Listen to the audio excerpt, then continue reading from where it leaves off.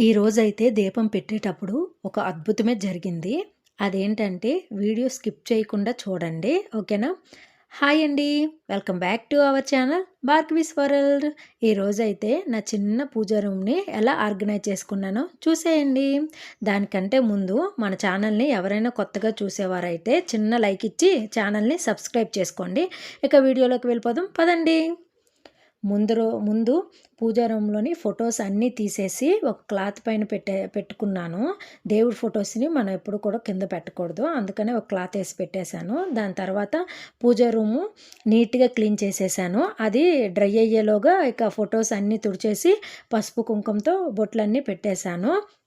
నా దగ్గరైతే fridge self covers అయితే ఎక్స్ట్రా 2 ఉంటే వాటినే కింద వేసేసి ఇంకా ఫొటోస్ అన్నీ కూడా ఇలా పెట్టుకుంటున్నాను. మొన్న అరుణాచలం వెళ్ళేటప్పుడు దక్షిణామూర్తి ఫోటో తీసుకొనొచ్చానండి. అది పెట్టాను. డైలీ మార్నింగ్ పిల్లలకి దక్షిణామూర్తి ఫోటోకి నమస్కారం చేయమని చెప్పడం చాలా మంచిది. చూసారు కదా! ఉన్నదే చాలా చిన్న రూమ్ అండి. చిన్న ప్లేస్. అందుకని చిన్న చిన్న ఫొటోస్ అన్నీ ఇలా పెట్టుకున్నాను. ఇక నా దగ్గరైతే ఎత్తడిది చిన్న అమ్మవారి విగ్రహం ఉంటే దాన్నే ఒక ప్లేట్‌లో బియ్యం వేసేసి ఇంకా లక్ష్మీ అమ్మవారి విగ్రహాన్ని అక్కడ పెట్టుకున్నాను. అమ్మవారికి ఎదురుగానే పసుపు, కుంకుమ డైలీ పెట్టుకుంటానండి. ఇంకా పూజ చేసేటప్పుడు కుంకుమని పాపిట్లో పెట్టుకుంటాను. ఇంకా పువ్వులన్నీ అన్ని ఫొటోస్‌కి ఇలా పెట్టేసుకుంటున్నాను. కామాక్షి అమ్మవారు చూసారు కదా! అమ్మవారంటే చాలా ఇష్టం అండి నాకు. ఇంకా నూనె వేసేసి ఇంకా దీపారాధన అయితే చేసేసాను.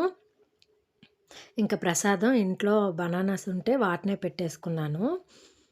ఆహ్, చివరగా పూజ అంతా అయ్యాక ధూపాన్ని వేసేసి హారతి ఇచ్చేసాను ఇంకా.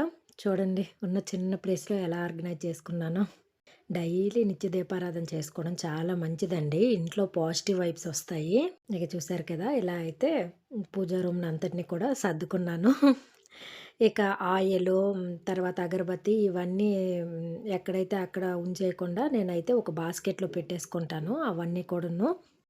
ఇక పూజంతా అయిన తర్వాత అటు ఇటు తిరుగుతూ ఇంకా దీపాల్ని చూసుకుంటూ మురిసిపోతూ ఉంటాననమాట. ఇక అలా చూస్తున్నప్పుడే కామాక్షి అమ్మవారి దీపాన్ని చూసారు కదండీ! కామాక్షి అమ్మవారి దీపం లో నుంచి పువ్వొచ్చిందండి. పువ్వులా కనిపిస్తుంది. నాకైతే చాలా సంతోషం అనిపిచ్చింది. అలా రావడం చాలా మంచిదటండి. అలా వస్తే ఏదో మంచి జరగబోతుందంట. మనం కోరుకునే కోరిక తీరుతుంది అని నేను యూట్యూబ్‌లో విన్నాననమాట.